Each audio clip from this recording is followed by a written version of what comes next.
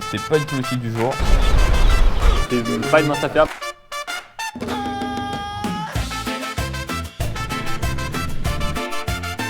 Faut se diriger vers la frontière. Cette vidéo commence par un trajet. On quitte la ville de Salento pour rejoindre Villa Vieja. C'est une ville qui se situe juste à côté du désert de Tatacao. Ça va être magnifique. Mais tout ne se passe pas comme prévu, je vous explique.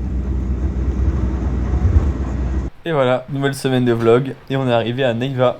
C'était pas du tout le style du jour. En fait, on a eu une petite journée où il y a quelques galères qui s'enchaînaient. Enfin, c'est pas des grosses galères, mais du coup, on n'est pas du tout où on voulait être, malgré une grande journée de trajet. En fait, on est parti, donc on était hier, enfin ce matin même, Salento. Donc on est parti de Salento et on devait aller jusqu'à un village qui est à côté du désert de Tatacoa. Et donc pour ce désert-là, il y a une correspondance à faire, donc d'abord depuis Salento jusqu'à une plus grande ville pour rejoindre la ville d'à côté, prendre un ferry et le rejoindre. Sauf que notre bus était trop en retard, notre deuxième bus était trop en retard pour pouvoir prendre la correspondance du ferry. Et en plus, on n'a pas demandé l'arrêt, donc doublement raté. Du coup, on se retrouve au terminus de notre bus. Et on a pris un petit hôtel à la va-vite ici. L'hôtel est bien, ouais, on est bien installé. Mais du coup, bah, c'est pas l'objectif du jour. Mais bon, on a quand même bien avancé sur la route quand même. Et du coup, demain, on a encore 1 heure de bus pour rejoindre le village qui s'appelle Villa Vieja, qui est à côté du désert. Demain, ça va être une journée bien plus sympa avec des super beaux paysages. Nous voilà en direction de Villa Vieja et on sait pas du tout un bus en fait, on est dans un petit 4x4. C'était 12 000 pesos, hein, donc c'est 3 euros, c'est pas cher. Pour 1 heure de route à peu près. Donc du coup on est dans un tout petit 4x4, c'est marrant. Et on est à l'arrière, voilà. Sympa.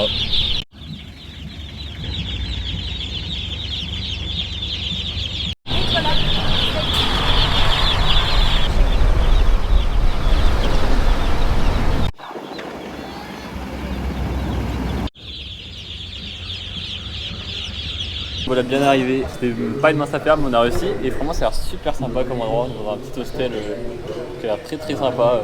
Petit hostel avec assez familial qui a l'air trop cool. Là, on mange au petit resto. Donc, on nous a conseillé à l'hostel. Et après, donc, on a décidé de faire une visite guidée en 2 jours. Enfin, donc ce soir pour le coucher de soleil et pour voir les étoiles. Et demain dans la journée pour visiter avec un guide, donc je pense que ça va être très sympa aussi, prendre des plans en drone et tout, ça va être trop cool. Et après bon, c'est pas trop ce qu'on fait, on reste 3 nuits, donc on va aviser un peu ce qu'on fait.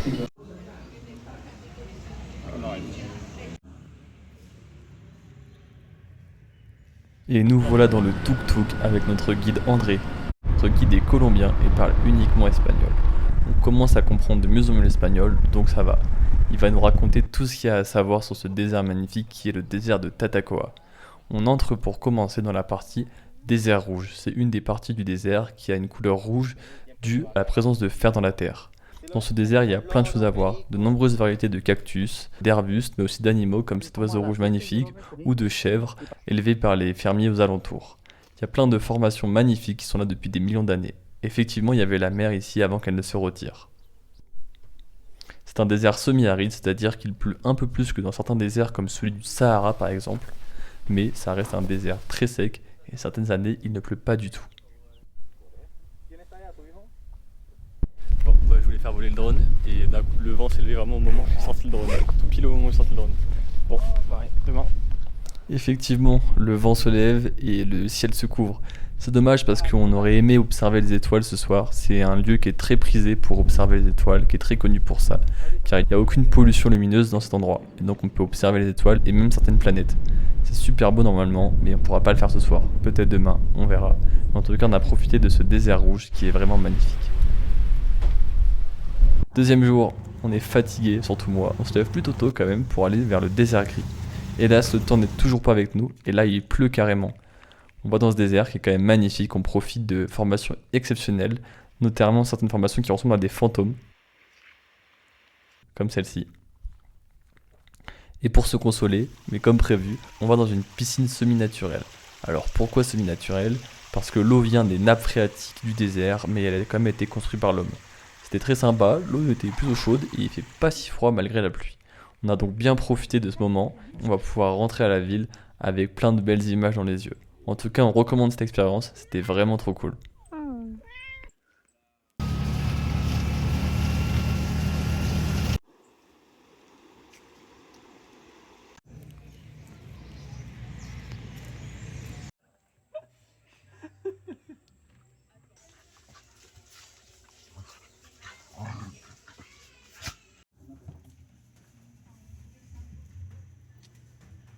Bon, aujourd'hui, pas grand chose, on s'est reposé. Et du coup, hier, il n'y a pas eu trop de commentaires. En plus, on a fait donc la suite de ce qu'on a fait le jour d'avant, donc le désert gris. C'est la suite, de la visite. Mais il pleuvait, du coup, on n'a pas fait voler le drone, ça a été assez rapide. Mais bon, c'était sympa quand même. Aujourd'hui, c'est le départ. On quitte la petite ville de Villa Vieja.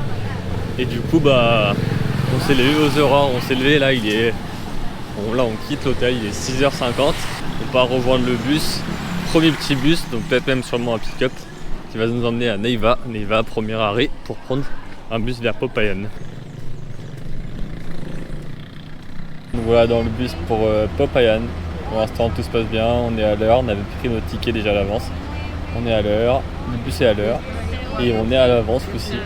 Normalement on devrait moins avoir la gerbe, mais du coup on est 7 heures à côté du conducteur. Bon, on va voir ce que ça donne comme expérience. Aujourd'hui les bus se sont super bien goupillés. On a eu notre premier bus pour rejoindre Neiva sans souci et on a enchaîné avec le second qui nous a emmené à Popayan. À Popayan, on espérait pouvoir aller à Ipiales, mais on n'était pas sûr de pouvoir avoir un bus à 18h. Finalement, on a pu, direction Ipiales directement. On gagne une journée de trajet. On a décidé de faire 2 nuits à Ipiales, comme ça on peut préparer sans souci le passage de la frontière et aller visiter la cathédrale. C'est le monument à voir à Ipiales et franchement c'était magnifique.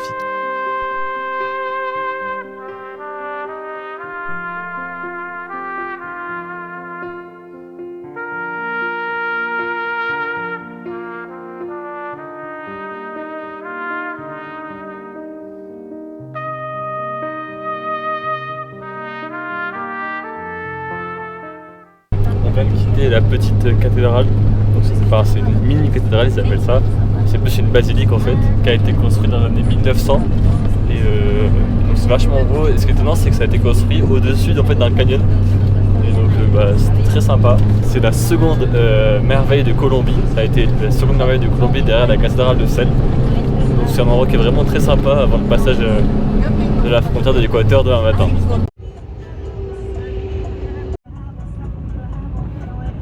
Nous voilà pour notre dernière matinée à Ipiales, il est 7h50 et donc là on va prendre un petit taxi pour se diriger vers la frontière parce qu'on passe la frontière avec l'Équateur. J'espère que ça va le faire, normalement ça ne doit pas être trop compliqué, de ce qu'on a vu ça va être assez rapide, on verra bien. C'est pour ça qu'on part tôt pour assurer le coup et après on va prendre un petit bus pour avancer un peu dans l'Équateur, on a 3-4 heures de bus ce matin, donc ça devrait le faire, tranquille.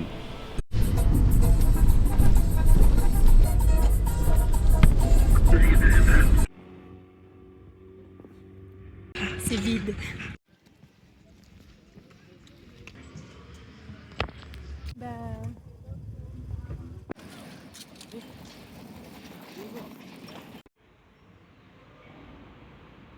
Ouais, c'était super rapide le passage de la frontière, nickel. Nous volons en direction de Tulcán pour le terminal. Il va falloir acheter un petit forfait et après on peut aller direction la suite du voyage.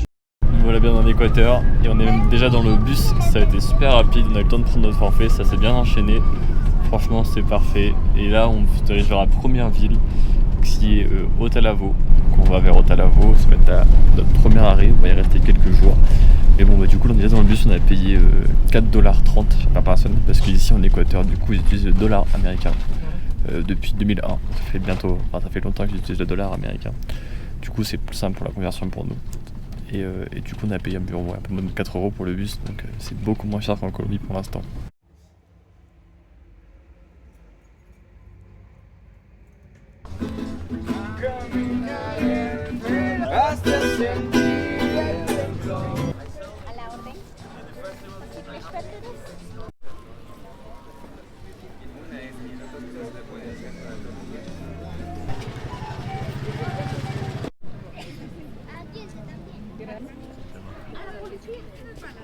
Nous voici bien arrivés à Otavalo.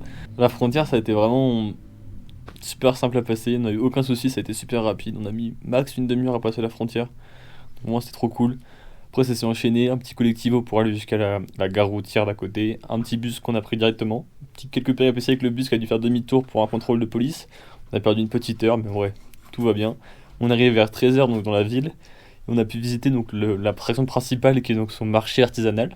Et donc c'était vraiment trop cool, j'ai même pu acheter un petit pull bien sympa qui va bien me tenir chaud durant les ascensions froides qu'on risque de faire dans les jours à venir. Voilà le petit pull. En fait, c'est un pull qui est fait en laine d'alpaga, de lama. Je crois que c'est la même chose. En tout cas, il est très chaud et je l'ai payé 18 $. Donc bon, c'est pas non plus pas cher du tout, mais franchement, pour une laine comme ça vaut vraiment le coup. Et donc voilà, c'était vraiment sympa. On a visité un peu la ville. Il n'y a pas grand chose à faire dans la ville à part le marché, mais on a pu visiter un petit peu. Et demain, on va faire une super randonnée. Mais ça, ce sera pour la vidéo prochaine, car c'était le dernier jour de la vidéo. Et c'est aussi le premier jour en Équateur. Donc on se retrouve la semaine prochaine pour la prochaine vidéo. Et dans la prochaine vidéo, il y aura beaucoup de choses extraordinaires. Je pense qu'on a des randonnées super belles. Et je vais tout vous partager. Donc n'hésitez pas à vous abonner et à liker. Et à la semaine prochaine.